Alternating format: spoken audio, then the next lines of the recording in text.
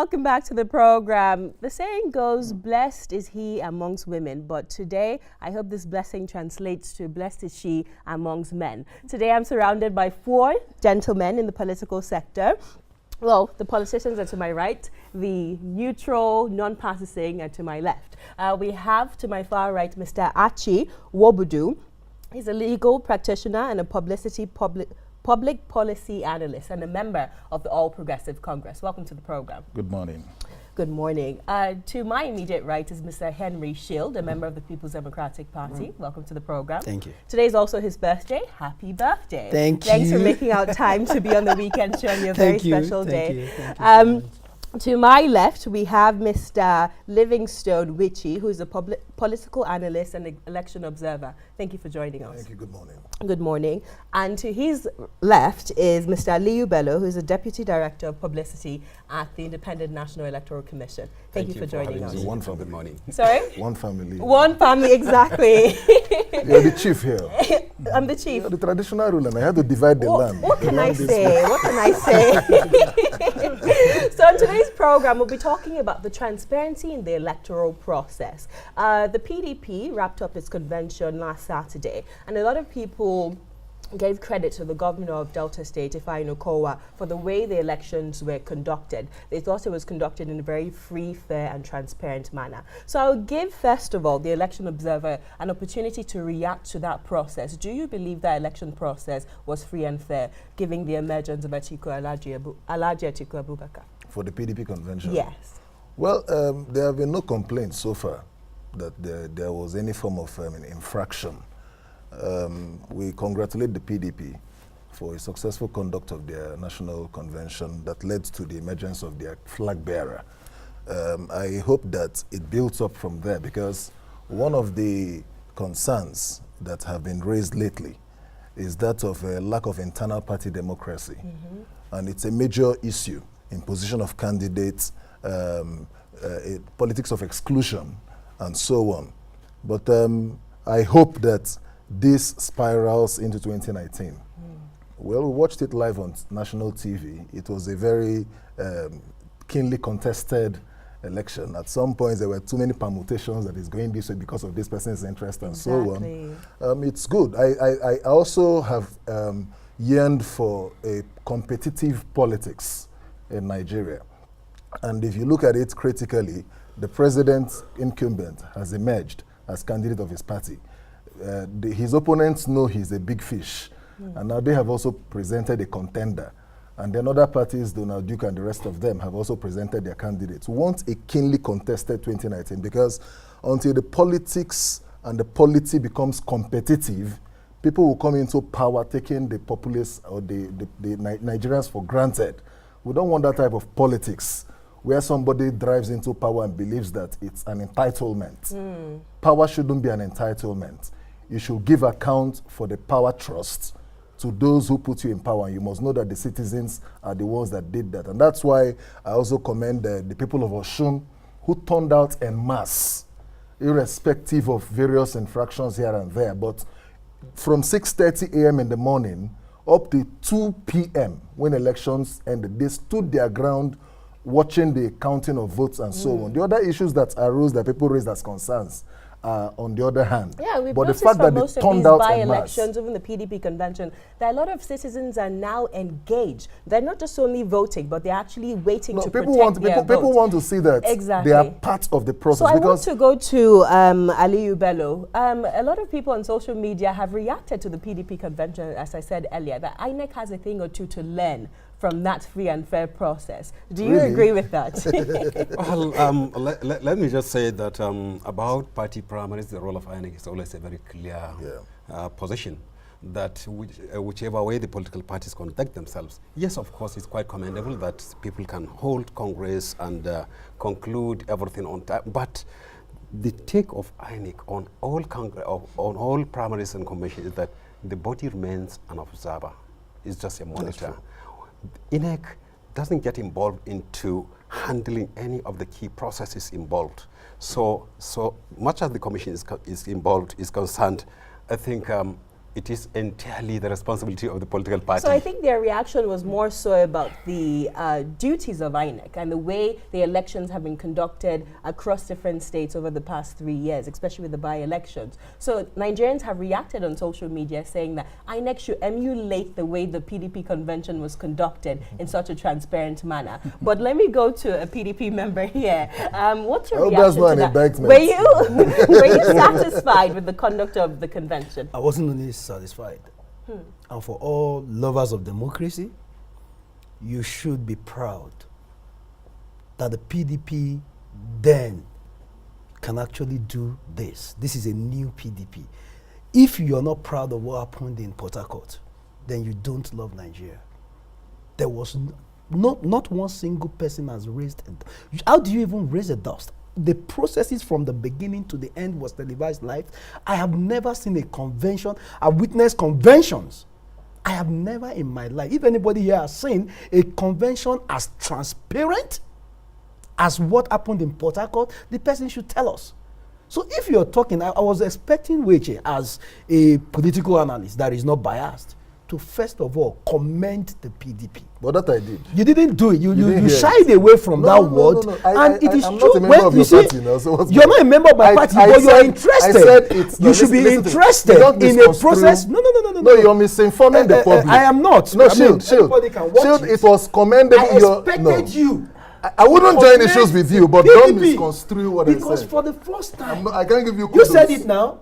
People that are commenting on social media, most of them are not even members of the party. But people saw, when Nigerians see truth, they will follow it. Why do you think the propping up, the election of Alhaji Atiku Abubakar is almost like an election in 2019 has been won? It's become a national movement. You know why? Because you cannot in good conscience, and I want anyone to challenge this here. You cannot in good conscience say it was imposed on anybody. The election, I was there, I was live in Port Harcourt. I witnessed it from the beginning to the end. You cannot, there is nobody, even INEC, should say, well done. Not just taking a cue from the convention, because we are talking about building the processes. We want to get to the situation where if I cast a vote, no matter who you are, you cannot affect the outcome of my vote. You cannot affect it. That's why today we're talking about the transparency. Let me go back to the APC. One second. Let me give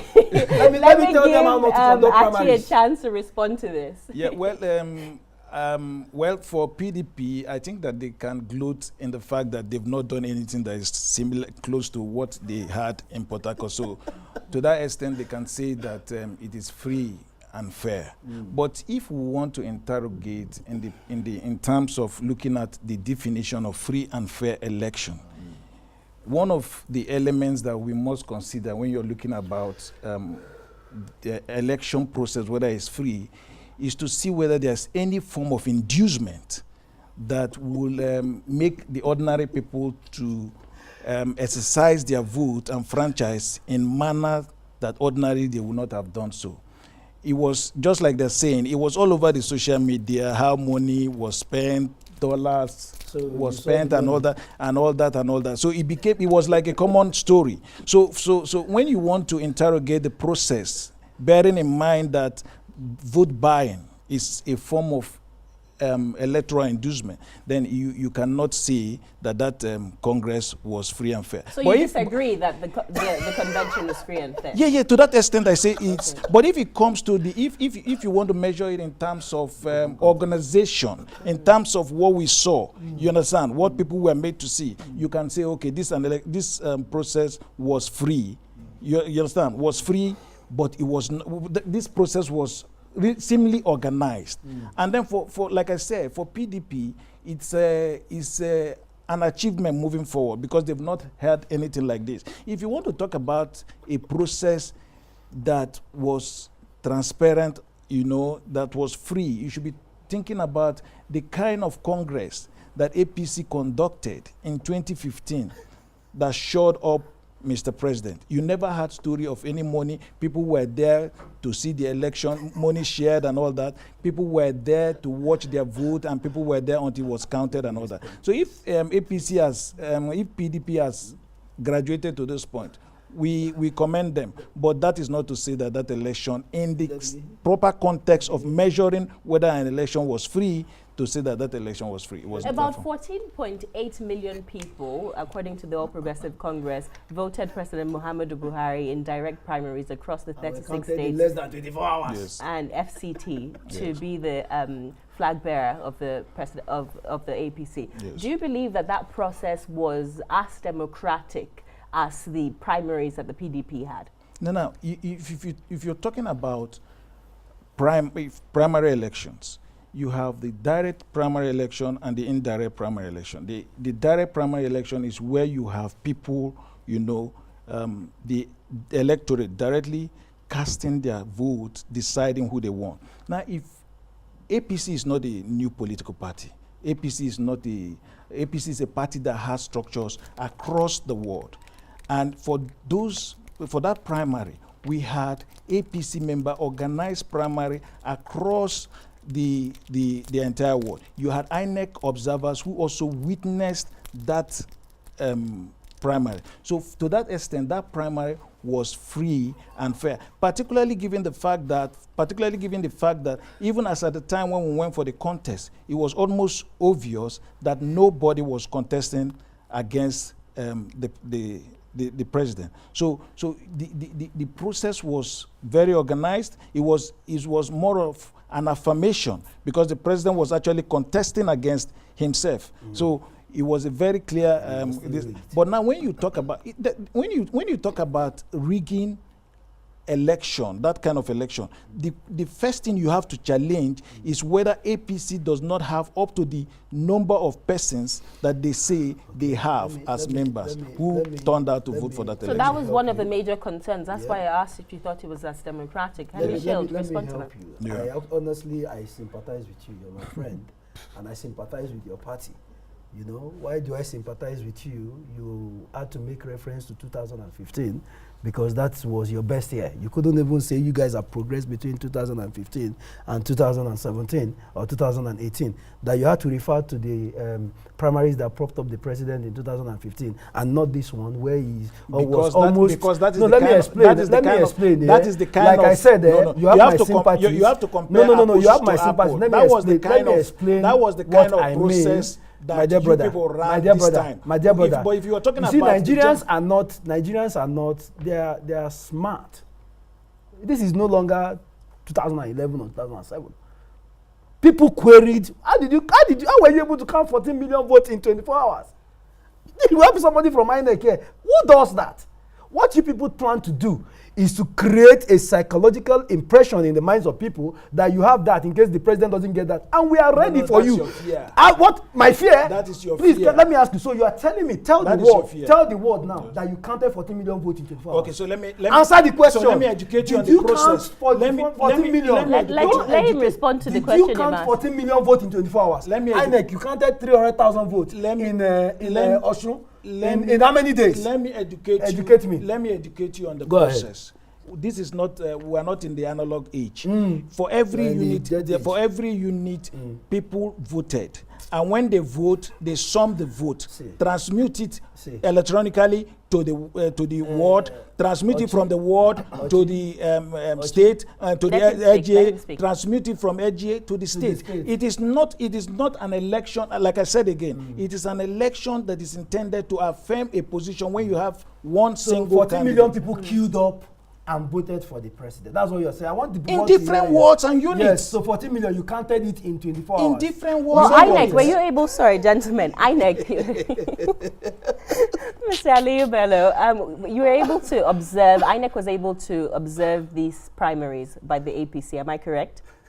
Yeah, go ahead first. Okay. Conclude your question because I know where you're going to. No. I just want to confirm, was INEC, because as you said earlier on in the program, INEC is, the role and the objective of INEC is to monitor these primary elections. You're not actually a participant in it. You're just to monitor. So did you monitor the elections of the 14.8 million people that came up? I think before responding to that question, I have to react to an impression created by the PDP here. Please go ahead. In fact, the role of INEC, like I always say, in primary elections is to monitor. So let us not go with the impression that after the outcome of Port Harcourt primaries, INEC will commend either No, of the I'll parties. just say So that in INEC passing. No, is it's not okay. It's commending fine. any of the It's political fine, parties. it's fine. It's only saying that the role of monitoring, which INEC has actually observed the processes, that part was well kept by INEC.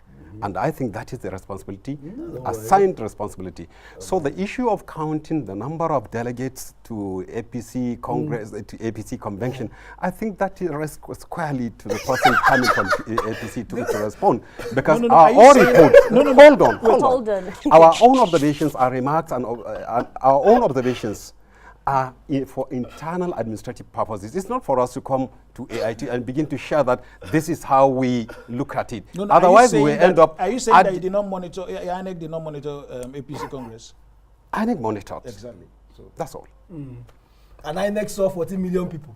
It's not about 40 million or the 7 million delegates you know that why I'm gathered saying in, this? in, You know why in I'm Eagle saying Square. this? You know why I'm saying this? But the processes an involved INEC in as an doing INEC that. deputy director, you should know the processes of direct Of course, primaries. of course, Number you two are one is aware. you need to have a registered. You need to have a register of your members. There must be a register of your member. Direct primaries means everybody that has your. But did they are say you that the saying- direct are you primaries saying- are held you only in saying Eagle that- Square? Listen, now, let Are me you explain. Party Now. said- Let me explain. Hold As on. at today. Hold on. You have to As at understand today, this. Argument. It's not. APC cannot give us a register that has 1 million membership. Okay, I've given the floor to INEC to speak.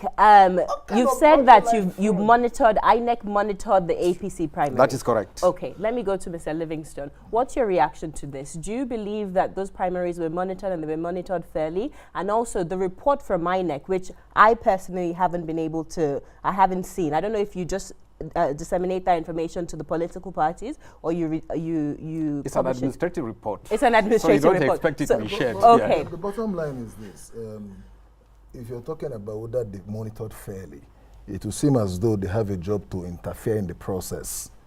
I don't know. Shield is restlessly excited, and I'll help him. Nigerians Listen, are One you're second, restlessly one second. excited, and you're looking for commendations. That doesn't come from this platform. The bottom line is this. INEC has done its job. They don't engage independent observers. They do it directly. It's for Nigerians to interrogate the issues that came up from those primaries, the APC primaries, the PDP, and other parties. And the question that should arise now is whether we are prepared for 2019. Exactly. So if we look at the We prepared. primaries as, you know, a stepping stone or as an example of what will happen in the 2019 general elections, what's the next step forward? The next step forward right now to me is that INEC should learn from issues that may have arisen that has raised questions. Particularly, INEC, I must commend, recently has made incremental progress in terms of the organization of the recent elections. I observed Bauchi, Port Harcourt, and Osun recently, and I know the level of engagement and logistical preparedness. Even though some of the infractions that came up were engineered by certain desperate politicians. And I think citizens have to start getting aware that if they don't get involved in the process, these same desperate politicians will hijack it. And that's why I've also thrown a challenge to the civil society that we have to do more engagement in conscientizing the citizenry. Because whatever we allow for 2019, we will have to take it that way for another 4 years, whether it comes from the left or it comes from the right. But let it be that whatever comes to us is something that comes through a credible process endorsed by citizenship participation. That is very, very key to me. I don't care what party produces, but what I'm concerned about is that, like I did mention earlier, that there should be a level of competitive politicking for 2019. It shouldn't be a walk free because this person has a higher strength, therefore he overrides the other. But let it be on the judgment of citizenship actions and participation. If that is not done, somebody will come into power with the spirit of entitlement and treat Nigerians like they are nobodies. And that is what we don't want to happen at this material time. Mr. Because Ali. we know, let me say this. The issue of vote buying was raised here. It's like we are selling our future through vote buying.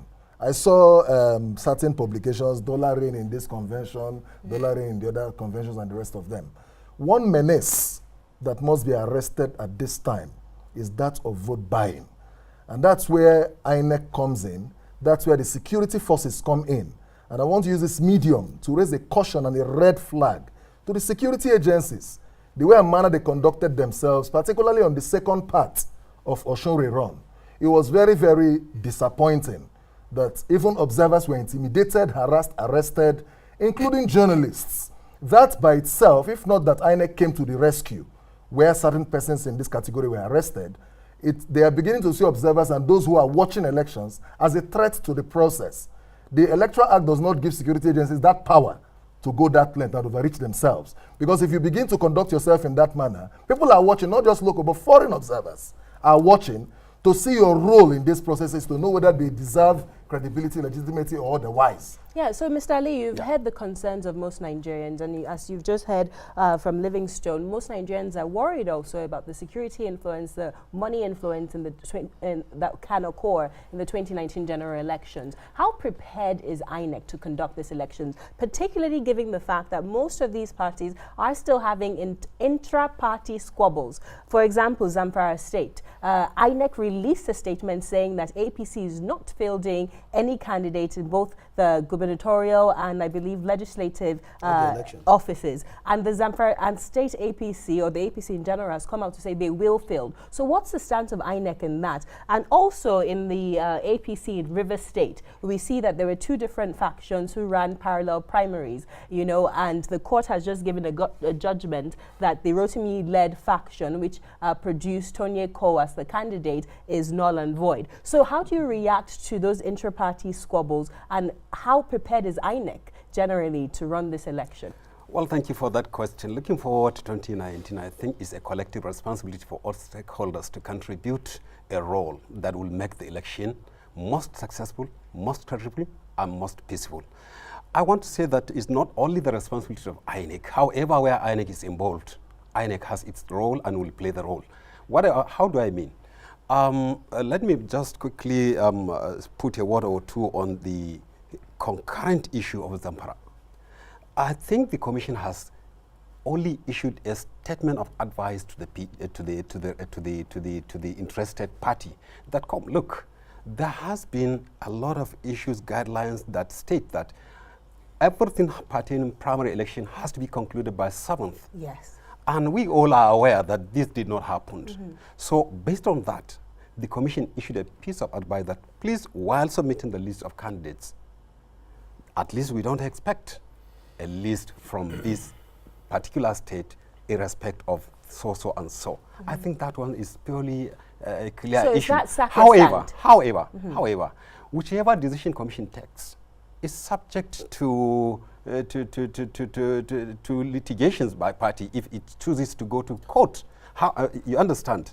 But let the fact be stated that when observers and Commission at Zamfara state level monitored the election and found that this is the issue, they advised the Commission that this is it all. So based on that, the Commission took that decision. It's a piece of advice, not like, okay, fine, this is it, and we're not, but... So you're saying there's a possibility that INEC will accept candidates from the All Progressive Congress? It all depends if the party has some injunctions from the court, for instance, restraining INEC or changing the position of INEC. As you all know, and every stakeholder knows, that INEC has always been a law-abiding institution, and that has to apply. Yes, of course, issue of vote buying is a critical concern for all stakeholders, and INEC, in that respect, has developed certain strategies to counter the menace. Take, for instance, the recent Ocean governorship election. It is on account of the concerns raised about vote buying that the Commission now said, okay, let's now do something internally to reposition the polling unit so that if in the past some voters have a way of proving evidence of maybe selling off their votes to the buyers, let's redesign the polling unit so that this menace could be checked. Apart from that, stakeholders also, the sensitization was going on, you know. So it is like, don't let your right be bought over by certain immediate interests. Look at the holistic interest of the nation and remain an independent person. Use your independent mind to vote a candidate of their choice. I think that is as simple And as so easy what as you're that. saying in summary is that this intra-party issues is not necessarily affecting INEC. You're just going to It affects the follow- polity generally, so it will Okay. affect INEC invariably. So INEC has It a lot of affects concern. stakeholders. It affects everyone. Okay. But I'm saying that certain internal squabbles has to be settled within the party structure. Okay. It's not for INEC to get involved and begin to dictate to them what to do. They have their constitutions, they have their guidelines, they have everything that can apply to regulate certain internal differences. So let that be. So in a situation like what's going on in River State now, the And court... Zamfara. And I want to talk about River State because the court has actually ruled on this, right? So what exactly is the way forward for APC Rivers? Okay, before I talk about the case of River State, let me just quickly say that I think that as part of the process of making the, as part of effort of INEC to make a process transparent, INEC should not be seen to be jeopardizing that transparency by some of the decisions that they take.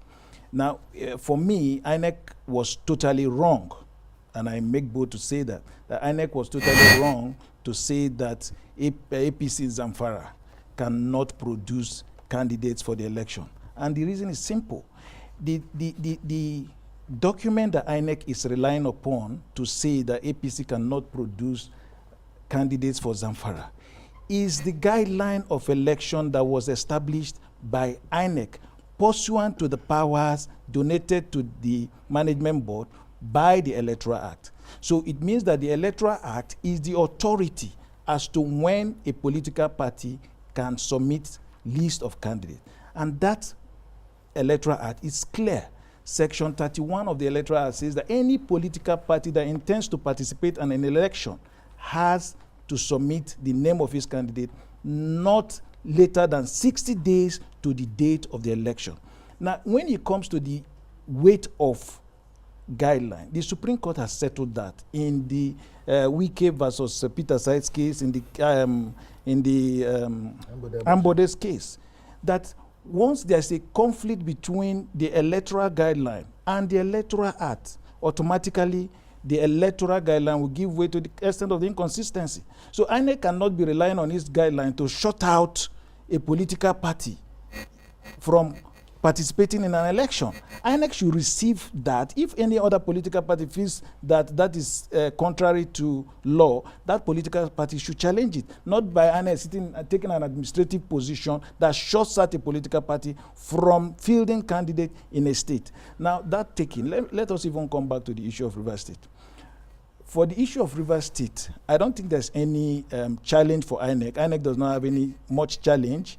The reason I say so is because the suit that was brought against that the political the part of APC that is aggrieved is talking about, INEC was not a party of that suit, so you cannot restrain INEC when you did not give INEC an opportunity to be heard in that case. But let us even look at the substance of the case. The point is that INEC APC set up to do primaries, to conduct primaries, World Primaries Congress and all that. Now, some persons felt aggrieved that they were excluded from the process. They wrote petition in their own hands to APC to say, we've been excluded, intervene. While APC was yet to intervene in the process, they went to court. Now, when they went to court, APC eventually intervened and cancelled that part of the election and say, okay, we find it that you were wrongfully excluded, we have cancelled that. Now, so come and conduct a primary election and fix new date and all that. These persons refused to participate and went on with their case. First and foremost, it is strike law, and the Supreme Court has said so in a lot of cases, that the internal affairs of a party must be handled by the party. Beyond that, where there's an internal dispute mechanism of resolving a dispute, parties are enjoined to exhaust that mechanism. So are you saying they had no right to seek redress in court? Now, when you come to cause of action, right of action, the only right of action they would have had is had the party taken into consideration all the circumstances and their letter and written to them and say, But the we will not listen to you, or the party has taken a process and they say we are challenging the procedure. But until the party finishes that. But the court has ruled in their favor. So what next? No. The party has also appealed to the Court of Appeal, and we have a chain of right of appeal up to the Supreme Court. So, but until that is done, I'm saying that the INEC has no challenge. The reason I say so is that INEC is not a party of that process. So as of today, who is INEC? So whose name is submitted as the gubernatorial candidate for the APC in Rivers State to INEC? Now, let me explain to you. The INEC is not a party of the problem. Okay. Now, the problem is between APC and some of its members. Now, there are two conflicting decisions of court. One says INEC, APC must continue to recognize Flag Ojukai Amakri, and there's this perpetual injunction against the national APC from refusing to recognize Flag Amakri. Now there's another judgment saying, oh, the Flag Amakri has been set aside. The party, it's left for the party. It is not proper here to stay on national TV to say, oh, it's for a party to pick and choose which one to obey and which one not to obey. But the truth of the matter is that the party cannot shoot itself beyond. The party has appealed.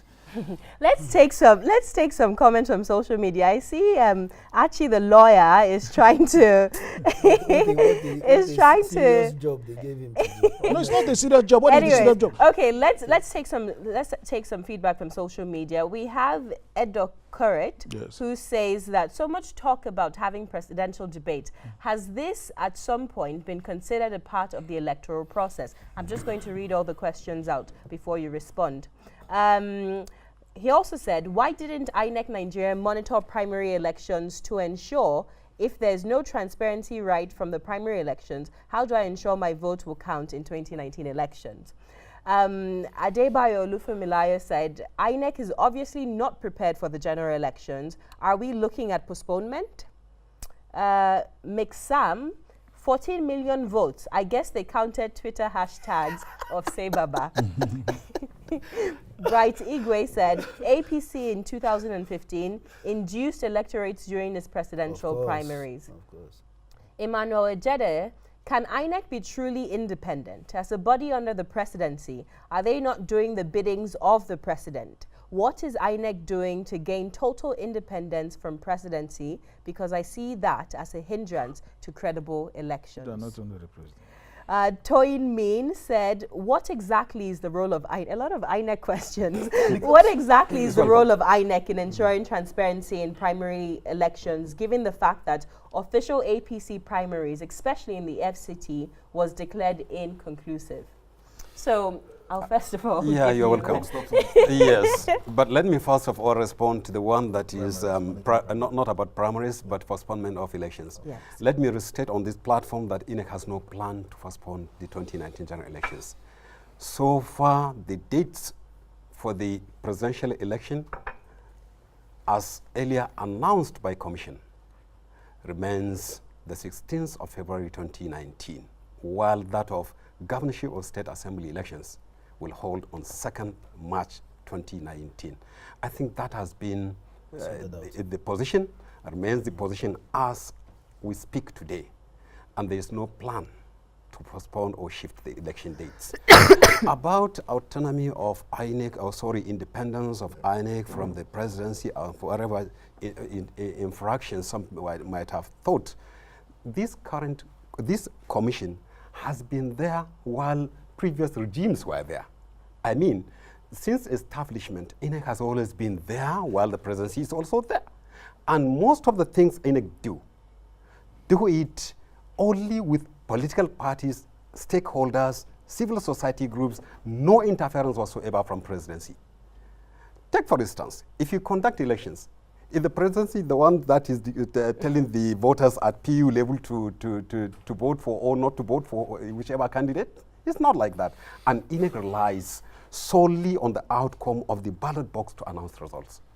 So as far as independence or lack of interference is concerned, INEC remain an independent and I can add a reliable body to conduct the elections. Is prepared for that. Because of that, earlier on, preparations for this 2019 election started long ago. Let me just say, since April 27th, 2017, the Commission rolled out the registration of continuous voter registration of voters.